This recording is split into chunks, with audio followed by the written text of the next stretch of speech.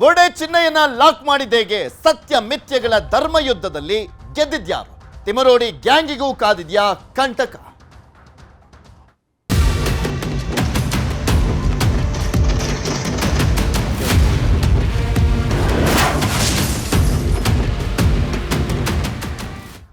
ಬೆಳಗ್ಗೆ 9:30ವರೆಗೂ ಕೂಡ ಆತ ಅನಾಮಿಕನೇ ಆಗಿದ್ದ. ಬಿಕಾಸ್ ಆತನ ಐಡೆಂಟಿಟಿ ಗೊತ್ತಿದ್ದರೂ ಕೂಡ ಅದನ್ನು ಯಾವ ಮಾಧ್ಯಮನೂ ಕೂಡ ಬ್ರೇಕ್ ಮಾಡಿರಲಿಲ್ಲ. ಆತನನ್ನ ಅರೆಸ್ಟ್ ಮಾಡಿದ ಬಳಿಕ ಆತ ಯಾರು, ಏನು, ಎತ್ತ ಅನ್ನುವಂಥದ್ರ ಬಗ್ಗೆ ಇನ್ ಡೀಟೇಲ್ ಆಗಿ ಮಾಹಿತಿಯನ್ನ ಕೊಡ್ತಾನೆ ಬರ್ತಾ ಇದೀವಿ ನಿಮ್ಗೆ.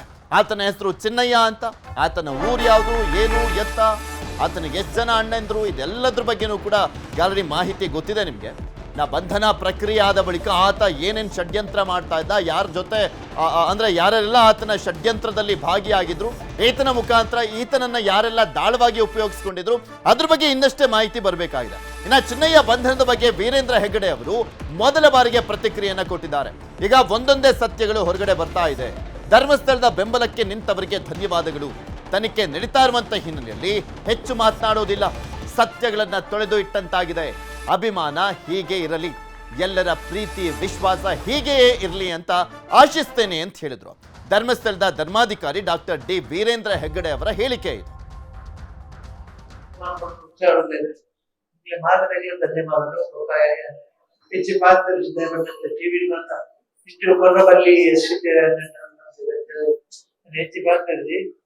ಭಾರಿ ಸಂತೋಷ ಭಾರಿ ಸಂತೋಷ.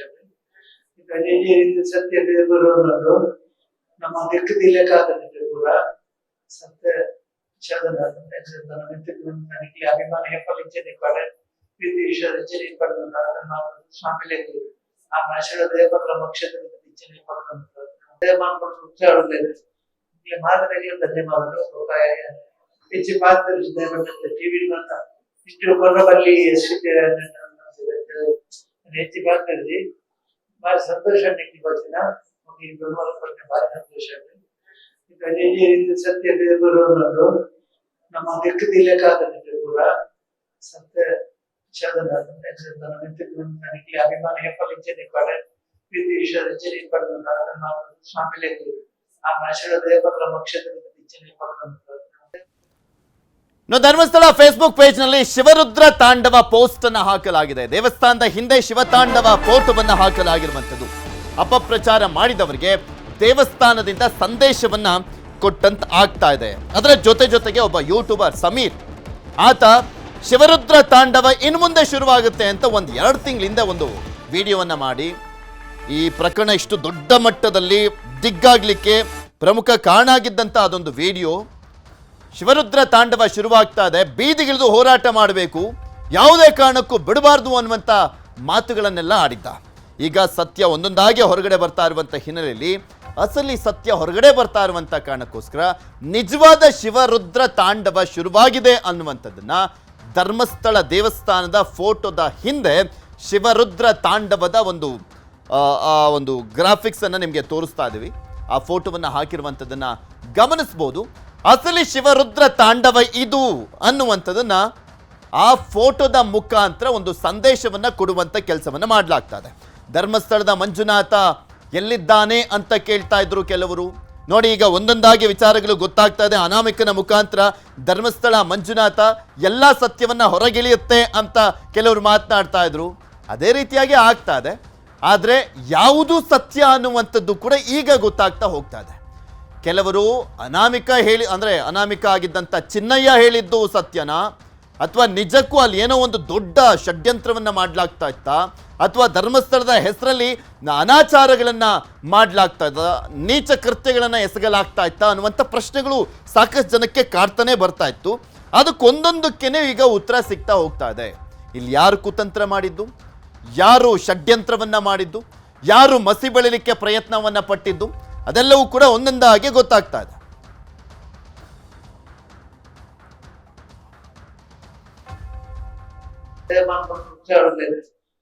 ಮಾದರಿಗೆ ಧನ್ಯವಾದಗಳು.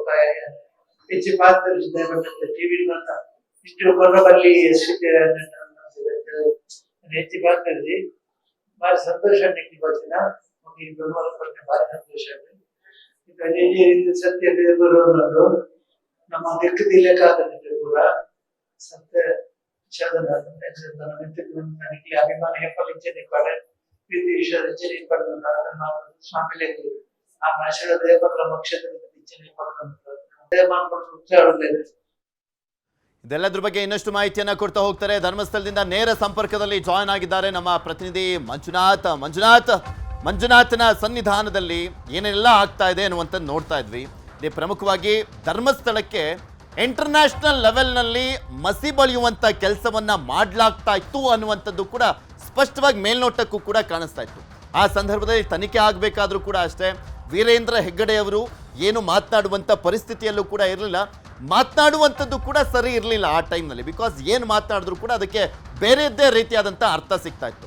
ಬಟ್ ಇವತ್ತು ಅನಾಮಿಕ ಏನಿದ್ದಾನೆ ಆ ಚಿನ್ನಯ್ಯ ಮಾಡಿದಂಥ ಆರೋಪಗಳೆಲ್ಲವೂ ಕೂಡ ಸುಳ್ಳು ಅಂತ ಗೊತ್ತಾಗ್ತಾ ಇದೆ. ಇದು ಬಹುದೊಡ್ಡ ನೈತಿಕ ಜಯ ಅಂತ ಹೇಳಿದ್ರೆ ತಪ್ಪಾಗ್ಲಿಕ್ಕಿಲ್ಲ ಅಂತ ಕಾಣಿಸುತ್ತೆ ಧರ್ಮಸ್ಥಳಕ್ಕೆ.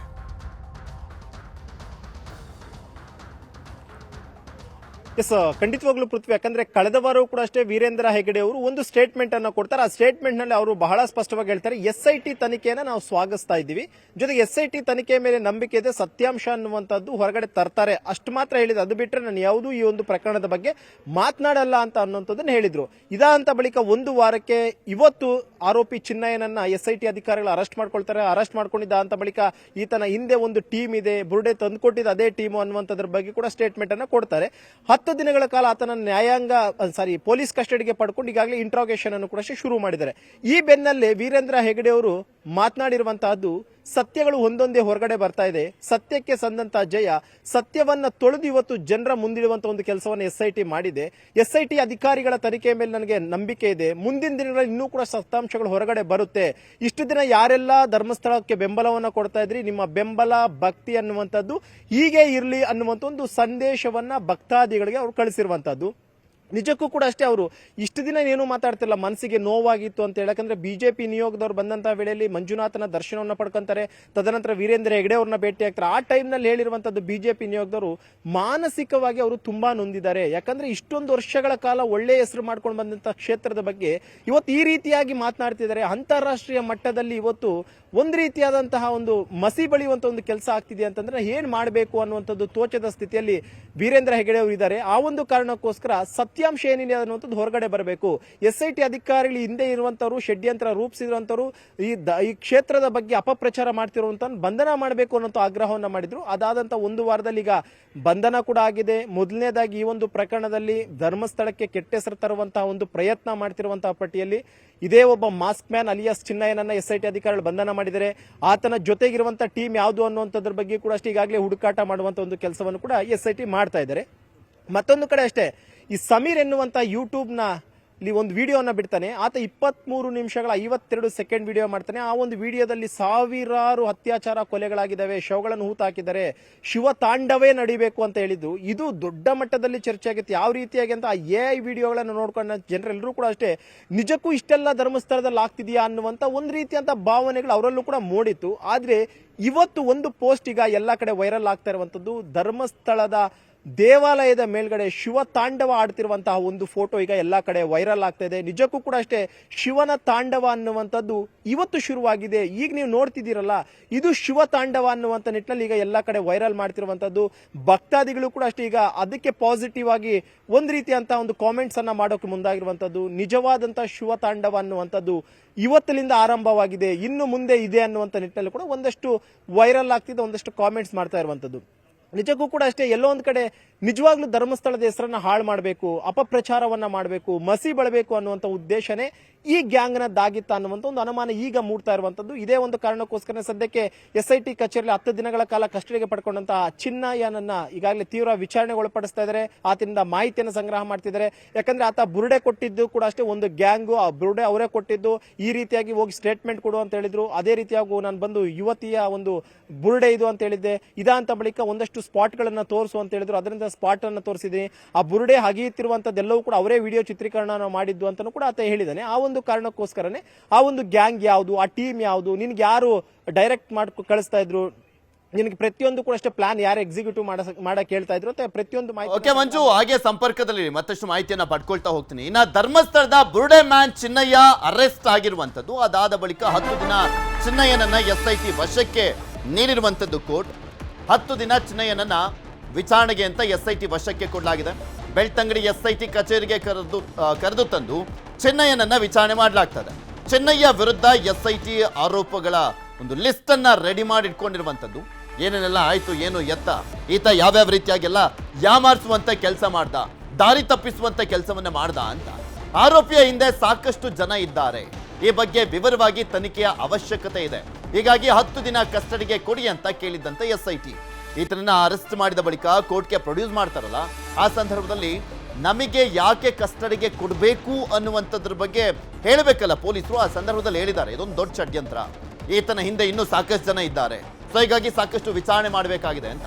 ಅದರಂತೆ SIT ವಶಕ್ಕೆ ನೀಡಿರುವಂಥದ್ದು ಕೋರ್ಟ್. ಬೆಳ್ತಂಗಡಿ SIT ಕಚೇರಿಯಲ್ಲಿ ಚಿನ್ನಯ್ಯಗೆ ಡ್ರಿಲ್ ಮಾಡಲಾಗ್ತಾ ಇದೆ, ಸಾಕಷ್ಟು ಪ್ರಶ್ನೆಗಳನ್ನ ಕೇಳಲಾಗ್ತಾ ಇದೆ. ಷಡ್ಯಂತ್ರದ ಹಿಂದೆ ಯಾರ್ಯಾರಿದ್ದಾರೆ ಅನ್ನುವಂಥದ್ರ ಬಗ್ಗೆನೂ ಕೂಡ ಮಾಹಿತಿಯನ್ನು ಕಲೆಕ್ಟ್ ಮಾಡಲಾಗ್ತಾ ಇದೆ. ಇನ್ನು ಬುರುಡೆ ಗ್ಯಾಂಗ್ನ ನಕಲಿ ಬುರುಡೆಯಲ್ಲೇ ಚಿನ್ನಯ್ಯ ಲಾಕ್ ಆಗಿರುವಂಥದ್ದು. ಈತ ಬಿಟ್ಟಿದ್ದೆಲ್ಲವೂ ಕೂಡ ಬುರುಡೆ. ಅದರ ಜೊತೆಗೆ ಮೇಯ್ನ್ ಆಗಿ ಈ ಕೇಸ್ ಇಷ್ಟೊಂದು ಸ್ಟ್ರಾಂಗ್ ಆಗಿ ಮುಂದುವರಲಿಕ್ಕೆ ಕಾರಣ ಏನಪ್ಪಾ ಅಂದ್ರೆ ಈತ ಒಂದು ತಂದಿದ್ದಂಥ ಬುರುಡೆ. ಚಿನ್ನಯ್ಯ ಲಾಕ್ ಆಗಿರುವಂಥದ್ದು ಯಾವ ಕಾರಣಕ್ಕೆ? ಆ ಬುರುಡೆಯಿಂದ. ಯಾರೋ ಬುರುಡೆ ತಂದು ಕೊಟ್ಟಿದ್ದು ಅಂತ SITಗೆ ಹೇಳಿದ್ದ. ಆದರೆ ನಾನೇ ಅಗೆದು ತಂದಿದ್ದಾಗಿ ಜಡ್ಜ್ ಮುಂದೆ ಹೇಳಿಕೆಯನ್ನ ಕೊಟ್ಟಿದ್ದ. ಅದಾದ್ಮೇಲೆ ಜಡ್ಜ್ ಕೂಡ ಅಷ್ಟೇ ಸೀರಿಯಸ್ ಆಗಿ ಈ ಒಂದು ಕೇಸನ್ನ ತನಿಖೆ ಮಾಡಬೇಕು ಅನ್ನುವಂಥ ನಿಟ್ಟಿನಲ್ಲಿ ಸೂಚನೆಯನ್ನ ಕೂಡ ಕೊಡ್ತಾರೆ. ಜಡ್ಜ್ ಮುಂದೆ 164 ಹೇಳಿಕೆ, BNS ಪ್ರಕಾರ 183 ಏನೋ ಆಗುತ್ತೆ ಸ್ಟೇಟ್ಮೆಂಟ್. ಅದು ಜುಲೈ 11ರಂದು ಕೋರ್ಟ್ನಲ್ಲಿ ಹೇಳಿಕೆಯನ್ನ ಕೊಟ್ಟಿದ್ದ ಅಂತ ಒಂದು ಹೇಳಿಕೆ ಏನಿತ್ತಲ್ಲ, ಕೋರ್ಟ್ನಲ್ಲಿ ಕೊಟ್ಟಿದ್ದಂಥ ಹೇಳಿಕೆ ಜುಲೈ 11ನೇ ತಾರೀಕು. ಆ ಒಂದು ಆಧಾರದಲ್ಲಿ ತನಿಖೆಯನ್ನ ಮಾಡಬೇಕು ಅನ್ನುವಂಥ ಸೂಚನೆ ಹೋಗುತ್ತೆ. ಇದೇ ಆಧಾರದಲ್ಲಿ FSLಗೆ ಬುರುಡೆಯನ್ನ ಕಳಿಸಿ SIT ಉತ್ಖನನವನ್ನ ಶುರು ಮಾಡುವಂಥದ್ದು. ಆದರೆ ತನಿಖೆ ವೇಳೆ ಬುರುಡೆ ಬಗ್ಗೆ ಸಾಕಷ್ಟು ಕನ್ಫ್ಯೂಷನ್ ಸ್ಟೇಟ್ಮೆಂಟ್ಗಳನ್ನ ಕೊಡ್ತಾನೆ. ಎಲ್ಲಿಂದ ಬುರುಡೆ ತಂದೆ ಎಂಬ ಬಗ್ಗೆ ಹೇಳಿಕೆಯನ್ನ ನೀಡಲೇ ಇಲ್ಲ ಚಿನ್ನಯ್ಯ. ಹೀಗಾಗಿ ಖುದ್ದು DGP ಮೊಹಂತಿಯಿಂದ ಚಿನ್ನಯ್ಯನ ವಿಚಾರಣೆ ಆಗುತ್ತೆ. ಈ ವೇಳೆ ಬುರುಡೆ ಗ್ಯಾಂಗ್ ಬಗ್ಗೆ ಬಾಯಿ ಬಿಟ್ಟಿದ್ದಾನೆ ಚಿನ್ನಯ್ಯ. ಹೀಗಾಗಿನೇ ಸುಳ್ಳು ಸಾಕ್ಷ್ಯ, ಸುಳ್ಳು ಹೇಳಿಕೆ ಆಧಾರದಲ್ಲಿ ವಶಕ್ಕೆ ಪಡೆಯಲಾಗಿರುವಂಥದ್ದು. ವಶಕ್ಕೆ ಪಡೆದು ಕೋರ್ಟ್ಗೆ ಹಾಜರುಪಡಿಸಲಾಗಿರುವಂಥದ್ದು. ತದನಂತರ ಈಗ ಕಸ್ಟಡಿಗೆ ಪಡ್ಕೊಂಡಿದ್ದಾರೆ. 10 ದಿನಗಳ ಕಾಲ ಫುಲ್ ಡ್ರಿಲ್ ಮಾಡ್ತಾರೆ. ಇದ್ರ ಬಗ್ಗೆ ಇನ್ನಷ್ಟು ಮಾಹಿತಿಯನ್ನ ಪಡ್ಕೊಳ್ತಾ ಹೋಗೋಣ. ಮಂಜು, ಇಲ್ಲಿ ಎಷ್ಟು ದಿನಗಳ ಕಾಲ ಆತ ಬರ್ತಾ ಇದ್ದ, ತೋರಿಸಿದಂಥ ಜಾಗದಲ್ಲಿ ಅಗಿಯುವಂಥ ಕೆಲಸ ಆಗ್ತಾ ಇತ್ತು. ಸುಮಾರು 250ಕ್ಕೂ ಹೆಚ್ಚು ಜನ ಶ್ರಮವನ್ನ ಹಾಕ್ತಾ ಇದ್ರು. ಈತನಿಗೆ ಒಂದ್ ಕಡೆ ಬೇರೆ ಭದ್ರತೆ, ಮತ್ತೊಂದು ಕಡೆ ಅಲ್ಲಿ ಯಾವುದೇ ರೀತಿಯಾದಂತಹ ಅಹಿತಕರ ಘಟನೆ ಆಗದ ರೀತಿಯಲ್ಲಿ, ಇನ್ನೂ ಒಂದು ಕಡೆ ರಾಜ್ಯದ ಜನಕ್ಕೆ ಮಾತ್ರ ಅಲ್ಲ ರಾಷ್ಟ್ರದ ಜನಕ್ಕೂ ಕೂಡ ಏನಾಗಿದೆ ಏನು ಎತ್ತ ಅನ್ನುವಂಥದ್ರ ಬಗ್ಗೆ ಬೇರೆ ಸಂದೇಶವನ್ನ ಕೊಡಬೇಕಾಗಿತ್ತು. SIT ಅಂತೂ ತುಂಬಾ ಡೆಪ್ತ್ ಆಗಿ ಇನ್ವೆಸ್ಟಿಗೇಷನ್ ಮಾಡ್ತಾ ಈ ಒಂದು ಪ್ರಕರಣವನ್ನು ಒಂದು ಲಾಜಿಕಲ್ ಎಂಡಿಗೆ ತೆಗೆದುಕೊಂಡು ಹೋಗ್ತಾ ಇರುವಂಥ ಸಂದರ್ಭದಲ್ಲಿ ಈತ ಮಾಡಿದ್ದು, ಹಾಗೆ ಹೇಳಿದ್ದು ಎಲ್ಲವೂ ಕೂಡ ಸುಳ್ಳು ಅನ್ನುವಂಥದ್ದು ಯಾವ್ಯಾವ ಹಂತದಲ್ಲೆಲ್ಲ ಗೊತ್ತಾಗ್ತಾ ಹೋಯಿತು. ಮತ್ತೆ ಪೊಲೀಸರಿಗೆ ಈತ ಹೇಳಿದ್ದೆಲ್ಲವೂ ಸುಳ್ಳು ಅನ್ನುವಂಥದ್ದು ಆತನ ವಿಚಾರಣೆಯ ಸಂದರ್ಭದಲ್ಲೂ ಕೂಡ ಕಾಣಿಸ್ತಾ ಹೋಯಿತು ಅಂತ.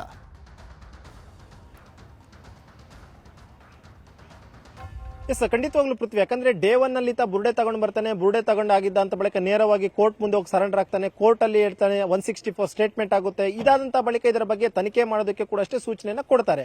ಆಗ ಸರ್ಕಾರ ಇದನ್ನ SIT ರಚನೆ ಮಾಡುತ್ತೆ. ಪರ್ಟಿಕ್ಯುಲರ್ ಆಗಿ ಬುರುಡೆ ರಹಸ್ಯವನ್ನ ಭೇದಿಸಿ ಅಂತ ಹೇಳ್ತಾರೆ. ಈ ಬುರುಡೆ ರಹಸ್ಯವನ್ನ ಭೇದಿಸೋದಕ್ಕಿಂತ ಮುಂಚಿತವಾಗಿ ಆತನನ್ನ ಇಂಟ್ರಾಗೇಷನ್ ಮಾಡ್ತಾರೆ. ಇಂಟ್ರಾಗೇಷನ್ ಮಾಡಿದಂತ ವೇಳೆಯಲ್ಲಿ ಇಂತಹ ಬುರುಡೆಗಳು ಬೇಜಾನ್ ಸಿಗುತ್ತೆ. 100 ಶವಗಳನ್ನ ನಾನು ತಗೊಂಡೋಗ್ಬಿಟ್ಟು ಊತಾಕಿದ್ದೀನಿ, ಅದು ಯಾವುದೂ ಕೂಡ ಅಷ್ಟೇ ರೆಕಾರ್ಡ್ಸ್ ಅಲ್ಲೇ ಇಲ್ಲ. ಪ್ರತಿಯೊಂದು ಶವಗಳು ಕೂಡ ಅಷ್ಟೇ ಅತ್ಯಾಚಾರ ಮತ್ತು ಕೊಲೆಯಾದಂತಹ ರೀತಿಯಲ್ಲಿ ಕಾಣ್ತಾ ಇದ್ವು ಅನ್ನುವಂತ ಒಂದು ಸ್ಟೇಟ್ಮೆಂಟ್ ಕೊಡ್ತಾನೆ. ಅವಾಗ ಎಲ್ಲರೂ ಕೂಡ ಅಷ್ಟೇ ಗಾಬರಿಗೊಳಗಾಗ್ತಾರೆ. ಏನಪ್ಪಾ ಇದು 100 ಶವಗಳ ಇಂಥ ಪುಣ್ಯಕ್ಷೇತ್ರದಲ್ಲಿ ಎಲ್ಲ ಊತಿತ್ತಿದ್ದಾರೆ ಅಂತ ಹೇಳ್ಬಿಟ್ಟು ಇಮಿಡಿಯೇಟ್ ಆಗಿ ಆತನ ಕರ್ಕೊಂಡು ಹೋಗ್ತಾರೆ. ಸ್ಪಾಟ್ಗಳನ್ನ ತೋರಿಸ್ತಾನೆ. ಸ್ಪಾಟ್ ನಂಬರ್ 1, 2, 3 ಅಂತೇಳಿ 17 ಸ್ಪಾಟ್ಗಳನ್ನ ತೋರಿಸ್ತಾನೆ. ಒಂದೊಂದೇ ಸ್ಪಾಟ್ ನಲ್ಲಿ ಹಗಿಯೋಕೆ ಶುರು ಮಾಡ್ತಾರೆ. 5 ಅಡಿ ಆಗಿದ್ದಾರೆ, 6 ಅಡಿ ಆಗಿದ್ದಾರೆ, 10 ಅಡಿ ಆಗಿದ್ದಾರೆ, 20, 40 ಅಡಿವರೆಗೂ ಕೂಡ ಹೋಗ್ತಾರೆ. ಆದ್ರೆ ಸ್ಪಾಟ್ ನಂಬರ್ 6ರಲ್ಲಿ ಒಂದಷ್ಟು ಮೂಳೆಗಳು ಸಿಗುತ್ತೆ. ಅದು ಬಿಟ್ರೆ 14ನೇ ಸ್ಪಾಟ್ ನಲ್ಲಿ ಹಗಿಯುವಂತ ವೇಳೆಯಲ್ಲಿ ಒಂದಷ್ಟು ಅಸ್ಥಿ ಪಂಜರ ಸಿಗುತ್ತೆ. ಅದೇ ಅಸ್ಥಿ ಪಂಜರವನ್ನು ನೋಡಿದಾಗ 2.5 ವರ್ಷದಿಂದ ಯಾವುದು ಸೂಸೈಡ್ ಮಾಡ್ಕೊಂಡಿರುವಂತ ಗಂಡಿನ ಶವದ್ದು ಅಂತ ಹೇಳ್ತಾ ಇರೋದು. ಅದು ಈತನ ಹೇಳಿರುವಂತದಕ್ಕೆ ಟ್ಯಾಲಿ ಆಗೋದಿಲ್ಲ. ಇದಾದಂತ ಬಳಿಕ ಸ್ಪಾಟ್ ನಂಬರ್ 13 ಅಂತೂ ಈತ ಯಾವ ರೀತಿಯ ಕಾನ್ಫಿಡೆಂಟ್ ಆಗಿ ಹೇಳ್ತಾನೆ ಅಂತಂದ್ರೆ, ನಾನು ಸಾಮೂಹಿಕವಾಗಿ 8 ರಿಂದ 10 ಶವಗಳನ್ನ ಊತಾಕಿದ್ದೀನಿ, ಅಲ್ಲಿ ಬರೀ ಹೆಣ್ಮಕ್ಳದೇ, ಅವು ಎಲ್ಲವೂ ಕೂಡ ರೇಪ್ ಆಗಿರೋಂಥವ್ರು ಆ ಮಟ್ಟಕ್ಕೆ ಕೇಳಿರ್ತಾನದು. ಅವಾಗ GPR ಯಂತ್ರದ ಮೊರೆ ಹೋಗ್ತಾರೆ.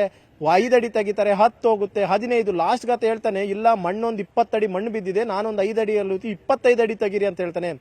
25 ಅಡಿಯಷ್ಟು ತೆಗಿತಾರೆ, ಇಲ್ಲ ಬಹುಶಃ ಇನ್ನೊಂದು 10 ಅಡಿ ತೆಗಿಬೇಕು ಅಂತಾನೆ 40 ಅಡಿವರೆಗೂ ಅವತ್ತು ಮಣ್ಣು ತೆಗಿತಾರೆ. ಯಾವ ರೀತಿಯಾಗಿತ್ತು ಅಂತಂದ್ರೆ ಅವತ್ತಿನ ದೃಶ್ಯಾವಳಿಗಳನ್ನ ನೋಡ್ತಿರುವಂತಹ ಪ್ರತಿಯೊಬ್ಬರಿಗೂ ಕೂಡ ಒಂದು ರೀತಿಯಂತ ಕುತೂಹಲ, ಏನ್ ಸಿಗುತ್ತೋ, ಎಷ್ಟು ಬಾಡಿ ಸಿಗುತ್ತೋ, ಅಥವಾ ಮೂಳೆಗಳು ಸಿಗ್ತಾವೋ, ಅಸ್ಥಿ ಪಂಜರನೇ ಸಿಗುತ್ತೋ, ಇನ್ನೇನೇನ್ ಸಿಗುತ್ತೋ ಅಂತ ಹೇಳ್ಬಿಟ್ಟು ಎಲ್ಲರೂ ಕೂಡ ಕುತೂಹಲದಿಂದ ಕಾಯ್ತಿದ್ರು.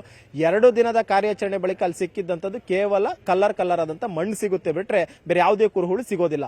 ಅವಾಗ ಒಂದು ಅನುಮಾನ ಶುರುವಾಗುತ್ತೆ, ಇಲ್ಲ ಬಹುತೇಕ ಈತ ಹೇಳ್ತಿರುವಂತದ್ದು ಎಲ್ಲವೂ ಕೂಡ ಅಷ್ಟೇ ಸುಳ್ಳು ಅಂತೇಳಿ. ಇದಾದಂತ ಬಳಿಕ ಮತ್ತೆ 2 ಪ್ಲೇಸ್ ತೋರಿಸ್ತಾನೆ, ಅಲ್ಲೂ ಕೂಡ ಹೋಗ್ತಾರೆ, ಅದು ಆಗಿದ್ದಾರೆ, ಅದು ಸಿಗೋದಿಲ್ಲ. ಲಾಸ್ಟ್ಗೆ ಈತನ ಮೇಲೆ ಅನುಮಾನ ಮೂಡಿದಾಗ ಇಂಟ್ರಾಗೇಷನ್ ಮಾಡಕ್ ಶುರು ಮಾಡ್ತಾರೆ. ಹಾಗಾದ್ರೆ ನಿನ್ ಜೊತೆಯಲ್ಲಿ ಯಾರು ಶವಗಳು ಊತಾಕಿದ್ದು, ನೀನ್ ಒಬ್ಬನೇ ಎತ್ಕೊಂಡು ಹೋಗಿ ಊತಾಕ್ತಿದ್ದ, ನೀನ್ 20 ಅಡಿವರೆಗೂ ಕೂಡ ಅಗಿಯುವಂತ ಸಾಮರ್ಥ್ಯ ನಿನಗಿದೆಯಾ, ನಿಮ್ಮ ಮಣ್ಣು ಹೆಂಗೆ ಎತ್ತಾಗ್ತಿದ್ದ ಅಂತ ಕ್ರಾಸ್ ಮಾಡಿದಾಗ, ಇಲ್ಲ ನಾನು ಒಬ್ಬನೇ ಊತಿರ್ಲಿಲ್ಲ, ನನ್ನ ಜೊತೆಯಲ್ಲಿ ರಾಜು ಅನ್ನೋಂಥ ವ್ಯಕ್ತಿ ಇದ್ದ, ಜೊತೆಗೆ ನಮ್ಮ ಅಣ್ಣನೂ ಕೂಡ ಇದ್ದ, ನಮ್ಮ ಇಬ್ಬರು ಅಣ್ಣಂದ್ರು ಒಬ್ಬ ಸ್ನೇಹಿತ ಇದ್ದ ಅಂತ ಹೇಳ್ತಾನೆ. ತದನಂತರ ಅವರನ್ನ ಇಂಟ್ರಾಗೇಷನ್ ಮಾಡಕ್ ಕರೀತಾರೆ. ಒಬ್ಬ ಅಣ್ಣ ಸತ್ತೋಗಿರ್ತಾನೆ, ಆದ ಕಾರಣಕ್ಕೋಸ್ಕರ ಆತನ ಹೆಂಡತಿನ ಇಂಟ್ರಾಗೇಷನ್ ಮಾಡ್ತಾರೆ. ಇನ್ನೊಬ್ಬ ಅಣ್ಣ ಇರ್ತಾನೆ, ಆತನನ್ನು ಕೂಡ ಇಂಟ್ರಾಗೇಷನ್ ಮಾಡ್ತಾರೆ. ಅದ್ರ ಜೊತೆಗೆ ರಾಜು ಅನ್ನುವಂತಹ ಮಂಡ್ಯ ಮೂಲದವನು, ಆತನನ್ನು ಕೂಡ ಕರ್ಕೊಂಡು ಬಂದು ಇಂಟ್ರಾಗೇಷನ್ ಮಾಡ್ತಾರೆ. ಅವಾಗ ಅಸಲಿ ಎತ್ತು ಗೊತ್ತಾಗುತ್ತೆ, ಇಲ್ಲ ಈತ ಹೇಳ್ತಿರುವಂತದ್ದೇ ಸುಳ್ಳು, ಈತ ದುಡ್ಡುಗೋಸ್ಕರ ಏನ್ ಬೇಕಾದ್ರೂ ಮಾಡ್ತಾನೆ. ಮೊದಲಿನಿಂದಲೂ ಕೂಡ ಅಷ್ಟೇ, ಈತ ನಾವು ಊತಿರುವಂತ ಶವಗಳು ನಿಜ, ಆದ್ರೆ ನಾವು ಊತಿರುವಂತ ಶವಗಳಿಗೆ ದಾಖಲೆಗಳಿದೆ ಎಲ್ಲವೂ. ಮಂಜು, ಇದ್ರ ಬಗ್ಗೆ ಮಾಹಿತಿಯನ್ನ ಪಡ್ಕೊಳ್ತಾ ಹೋಗ್ತೀನಿ. ಹಾಗೆ ಸಂಪರ್ಕದಲ್ಲಿ ಮಾಸ್ಕ್ ಮ್ಯಾನ್ ಅಣ್ಣನನ್ನ ವಶಕ್ಕೆ ಪಡೆದಿರುವಂತದ್ದು ಸ್ಪೆಷಲ್ ಇನ್ವೆಸ್ಟಿಗೇಷನ್ ಟೀಮ್. ಚಿನ್ನಯ್ಯನ ಅಣ್ಣ ತಾನಾಸಿಯನ್ನ SIT ವಶಕ್ಕೆ ಪಡೆದು ವಿಚಾರಣೆಯನ್ನ ಮಾಡ್ತಾ ಇದೆ. ಬೆಳಗ್ಗೆ ಕೆಲಸಕ್ಕೆ ಹೋಗಿದ್ದಂತ ಚಿನ್ನಯ್ಯನ ಅಣ್ಣ ತಾನಾಸಿ, ಆಕ್ಚುಲಿ ಇವನು ಚಿನ್ನಯ್ಯ ಇದನ್ನಲ್ಲ, ಆತನನ್ನ ಕರ್ಕೊಂಬಂದು ಈ ಕೆಲಸಕ್ಕೆ ಸೇರಿಸಿದ್ದೆ ಅವರ ಅಣ್ಣ. ಕೆಲಸ ಮಾಡ್ತಾ ಇದ್ದಂತ ಜಾಗಕ್ಕೆ ಹೋಗಿ ಕರೆತಂದಿರುವಂತದ್ದು ಪೊಲೀಸರು. SIT ಕಚೇರಿಯಲ್ಲಿ ತಾನಾಸಿ ವಿಚಾರಣೆಯನ್ನ ಮಾಡಲಾಗ್ತಾ ಇದೆ. ಇದ್ರ ಬಗ್ಗೆ ಮಾಹಿತಿ ಪಡ್ಕೊಳ್ಳೋಣ. ಮಂಜು, ಈ ತಾನಾಸಿ ಅವರು ಎಲ್ಲಿ ಕೆಲಸವನ್ನ ಮಾಡ್ತಾ ಇರುವಂತದ್ದು, ಮತ್ತೆ ಈ ಚಿನ್ನಯ್ಯನನ್ನ ಸೇರಿಸಿದ್ದೆ ಅವರ ಅಣ್ಣ ಅನ್ನುವಂಥದ್ರ ಬಗ್ಗೆನೂ ಕೂಡ ಮೊನ್ನೆ ಅವರನ್ನ ವಿಚಾರಣೆ ಮಾಡಿದಂತ ಸಂದರ್ಭದಲ್ಲಿ ಗೊತ್ತಾಗ್ತಾ ಇತ್ತು. ಇವರನ್ನ ವಶಕ್ಕೆ ಪಡೆದು ನೆಕ್ಸ್ಟ್ ಏನು ಅರೆಸ್ಟ್ ಮಾಡುವಂತ ಚಾನ್ಸಸ್ ಇದೆಯಾ, ಅಥವಾ ಇವರನ್ನ ಜಸ್ಟ್ ವಿಚಾರಣೆಗೆ ಅನ್ಬಿಟ್ಟು ಅವ್ರನ್ನ ಕರ್ಕೊಂಬಂದು ವಿಚಾರಣೆ ಮಾಡ್ತಿರೋದಾ?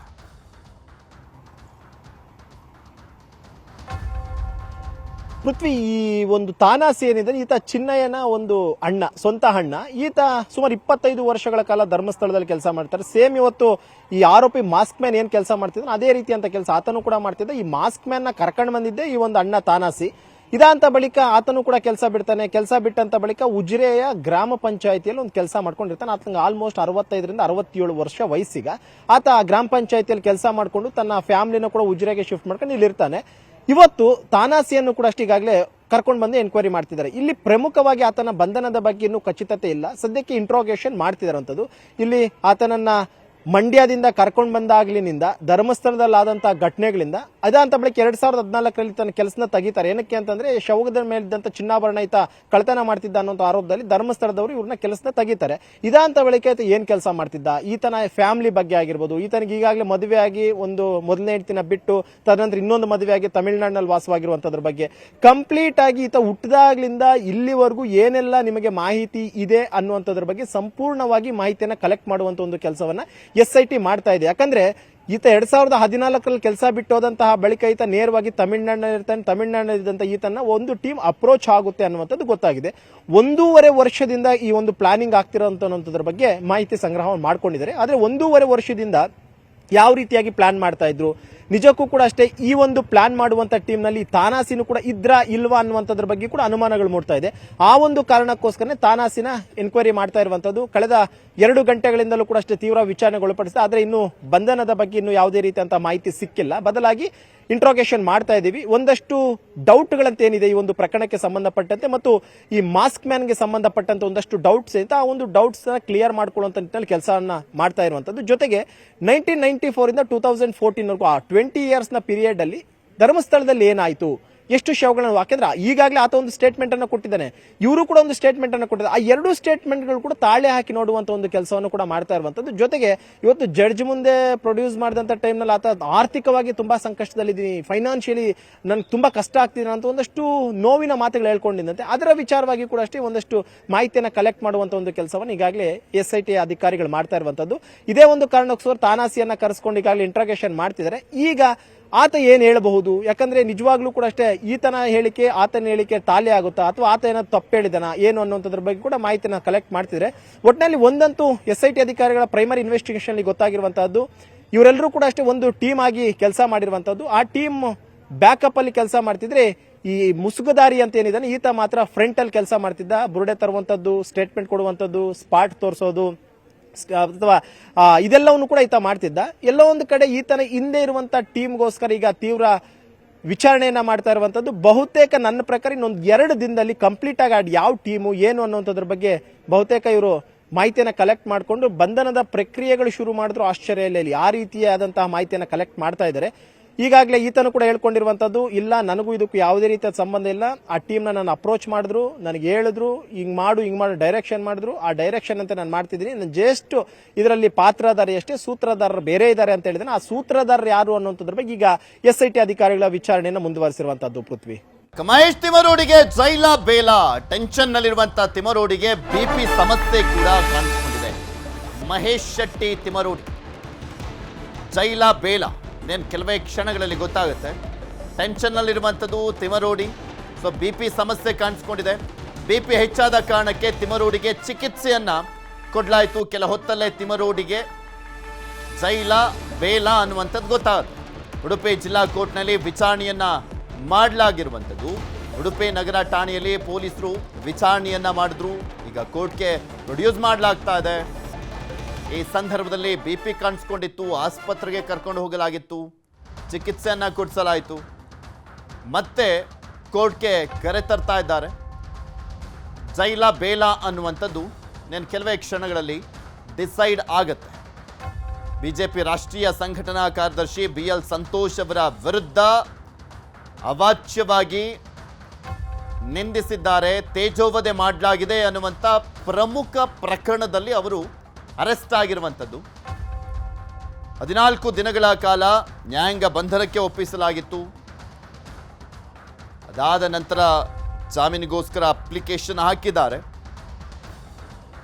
ಇದ್ರ ಬಗ್ಗೆ ಇನ್ನಷ್ಟು ಮಾಹಿತಿಯನ್ನು ಕೊಡ್ತಾ ಹೋಗ್ತಾರೆ ನಮ್ಮ ಉಡುಪಿಯ ಪ್ರತಿನಿಧಿ ಗಣೇಶ್ ನಮ್ಮ ಜೊತೆ ದೂರವಾಣಿ ಸಂಪರ್ಕದಲ್ಲಿ ಜಾಯ್ನ್ ಆಗಿದ್ದಾರೆ. ಗಣೇಶ, 3:40ಕ್ಕೆ ಕರ್ಕೊಂಡ್ಬರ್ತಾರೆ ಅಂತ ಹೇಳಲಾಗ್ತಾ ಇತ್ತು. ಈಗ ಆಲ್ರೆಡಿ 4:20 ಮೇಲಾಯಿತು. ಎಷ್ಟೊತ್ತಿಗೆ ವಾದ ಪ್ರತಿವಾದ ವಿಚಾರಣೆ ಎಲ್ಲ ಆರಂಭ ಆಗುತ್ತೆ?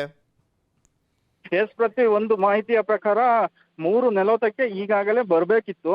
ಅಂದ್ರೆ ಬೆಳಗಿನ 11 ಗಂಟೆಗೆ ಸುಮಾರಾಗಿ ಪ್ರಾರಂಭವಾದ ವಿಚಾರಣೆ 3 ಹಂತದಲ್ಲಿ ಪೋಸ್ಟ್ಪೋನ್ ಆಗಿರುವಂತದ್ದು. 3:40ಕ್ಕೆ ಈಗಾಗಲೇ ಬರಬೇಕಿತ್ತು, ಆದ್ರೆ 4:40ಕ್ಕೆ ಬರ್ಬೋದು ಅನ್ನುವ ನಿರೀಕ್ಷೆ ಇರುವಂತದ್ದು. ಕಾರಣ ಇಷ್ಟೇ, ಈಗಾಗಲೇ ತಿಮರೋಡಿ ಅವರು ಹೆಲ್ತ್ ಪ್ರಾಬ್ಲಮ್ ಇಂದ ಅಂದ್ರೆ BP ವೇರಿಯೇಷನ್ ಇಂದ ಸರ್ಕಾರಿ ಆಸ್ಪತ್ರೆಗೆ ಅಡ್ಮಿಟ್ ಆಗಿರುವಂತದ್ದು. ಅಡ್ಮಿಟ್ ಅಲ್ಲ, ಅಲ್ಲಿ ಟ್ರೀಟ್ಮೆಂಟ್ ಪಡ್ಕೊಂತಿರುವಂತದ್ದು. ಆ ಕಾರಣಕ್ಕೆ ಸ್ವಲ್ಪ ವೇರಿಯೇಷನ್ ಆಗಿದೆ, ಹೈ BP ಆಗಿದೆ ಅನ್ನೋ ಕಾರಣಕ್ಕೆ ಅಲ್ಲೇ ವೈದ್ಯಕೀಯ ಚಿಕಿತ್ಸೆ ಮುಂದುವರಿಸಿಕೊಂಡಿರುವಂತದ್ದು. ಅಂದ್ರೆ 3:40ಕ್ಕೆ ಬರಬೇಕಾದ ತಿಮರೋಡಿ ಅವರು 4:40 ತನಕ ಬರಬಹುದು ಅನ್ನುವ ನಿರೀಕ್ಷೆ ಇರುವಂತದ್ದು. ಪೃಥ್ವಿ, ಓಕೆ, ಅಂದ್ರೆ ಅವ್ರು ಬಂದ ನಂತರ ಅಲ್ಲಿ ವಿಚಾರಣೆ ಆರಂಭ ಆಗುವಂಥದ್ದು ಅಥವಾ ಏನಾದರೂ ವಿಚಾರಣೆ ಆರಂಭ ಆಗಿ ತೀರ್ಪು ಮಾತ್ರ ಕಾಯ್ದಿರಿಸಿರೋದಾ?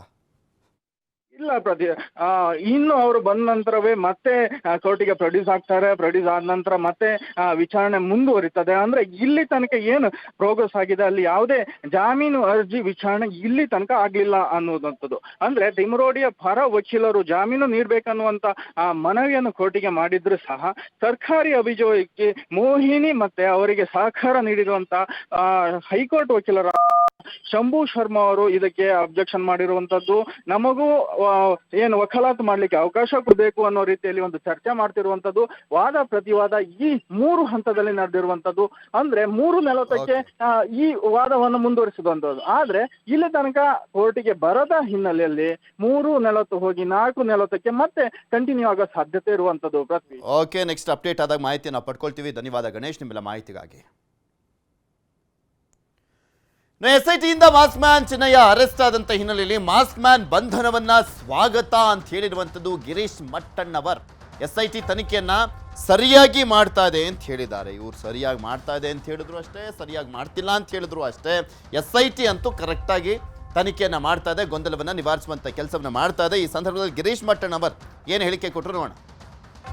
ಮಾಡಿದ ವಿಚಾರ ತಿಳಿತು, ಅದು ಒಳ್ಳೆ ವಿಷಯ, ಅದನ್ನ ನಾವು ಸ್ವಾಗತಿಸ್ತೇವೆ ಸರ್. ಷಡ್ಯಂತ್ರ ಏನಿದ್ರು ಅದನ್ನ SIT ಅವ್ರು ಹೇಳ್ತಾರೆ ಸರ್. ಆಮೇಲೆ ನಮಗೆ SIT ಕರೆದ್ರೆ ನಮಗೂ ಅವನಿಗೆ ಏನು ಸಂಬಂಧ ಸಂಪರ್ಕ ಅನ್ನೋದನ್ನು ಖಂಡಿತ ಎಲ್ಲರೂ ಕೂಡ ನಾವು ಹೇಳ್ತೀವಿ. ಅವರು ನಮಗೆ ಸಂಪರ್ಕ ಮಾಡಿದರೆ ಹೋಗಿ ಉತ್ತರ ಕೊಡ್ತೀವಿ. ಆನಂತರ ಇದು ಒಳ್ಳೆ ಬೆಳವಣಿಗೆ, ಏನು ಅರೆಸ್ಟ್ ಆಗಿದೆ ಅಲ್ಲ, ಅದು it is a very good development. ಮತ್ತು ನಾರ್ಕೋ ಅನಾಲಿಸಿಸ್ ಟೆಸ್ಟ್ ಕೂಡ ಆಗಬೇಕು ಅಂತ ನಾನು ಆಗ್ರಹಿಸ್ತೇನೆ. ಅದಕ್ಕೋಸ್ಕರನೇ ತನಿಖೆ ಮಾಡಿದರೆ ಅದಾಗುತ್ತೆ. ಅದೆಲ್ಲವೂ ಕೂಡ ರಿವೀಲ್ ಆಗುತ್ತೆ. ಯಾವುದು ಮುಚ್ಚುಮರೆ ಇಲ್ಲಂಗೆ ಅದು ಜನರ ಮುಂದೆ ಬರುತ್ತೆ. ಇದುವರೆಗೂ ಕೂಡ ಅವ್ರು ಯಾರ ಮೇಲೆ ಆರೋಪ ಮಾಡಿದ್ದಾರೆ, ಆಸ್ತಿನಂದ ಕಳ್ಕೊಂಡಿದ್ದೀನಿ ಇಂಥವ್ರು ಕಸ್ಕೊಂಡಿದ್ದಾರೆ ಅಂತ ಹೇಳಿದ್ದಾರೆ, ಇದುವರೆಗೆ ಯಾರು ಪ್ರಶ್ನೆ ಮಾಡಿಲ್ಲ, ಅವ್ರನ್ನ ಎನ್ಕ್ವೈರಿ ಕರೆದಿಲ್ಲ. ಯಾಕೆ ನೀವು ಬರೀ ಅರ್ಧ ಸತ್ಯವನ್ನು ಹುಡುಕ್ತಾ ಇದ್ದೀರಿ? ಪೂರ್ತಿ ಸತ್ಯ ಬೇಕಂತ ಹೇಳಿದ್ರೆ ಆ ಪಾರ್ಟಿನೂ ಕೂಡ ಇದನ್ನು ಮಾಡಬೇಕು. ಇಲ್ಲ ನೋಡಿ, ಅದೆಲ್ಲ SIT ಉತ್ತರ ಕೊಡ್ತದೆ. ಫೇಲಿಯರು ಪಾಸು ಅದೆಲ್ಲ SIT ಉತ್ತರ ಕೊಡ್ತದೆ. ಖಂಡಿತ ಇದಕ್ಕೊಂದು ಜಯ ಸಿಗ್ತದೆ. SIT ಬಂಧಿಸಿದ್ದಾರೆ ಅಂಥೇಳಿ SIT ಮೇಲೆ ಯಾರು ಕೂಡ ಸಿಟ್ಟಾಗೋದು ಅಥವಾ ಆಕ್ರೋಶ ವ್ಯಕ್ತಪಡಿಸೋದು ಮಾಡಬೇಡಿ. ಯಾಕಂದರೆ SITಗೆ ಅದರದೇ ಆದಂಥ ವಿಧಾನ ಇದೆ, ಇನ್ವೆಸ್ಟಿಗೇಷನ್ ಪ್ಯಾಟರ್ನ್ ಇದೆ. SITಗೆ ಪೂರ್ತಿಯಾಗಿ ಕೆಲಸ ಮಾಡೋಕ್ಕೆ ಬಿಡಬೇಕು. ಸಾರ್ವಜನಿಕರು ಆಯಿತು, ಸರ್ಕಾರನೂ ಆಯಿತು. ದಯವಿಟ್ಟು SIT ಮೇಲೆ ಯಾವುದೇ ರೀತಿಯಾದಂಥ ಬ್ಲೇಮ್ ಮಾಡೋಕ್ಕೆ ಹೋಗಬೇಡಿ.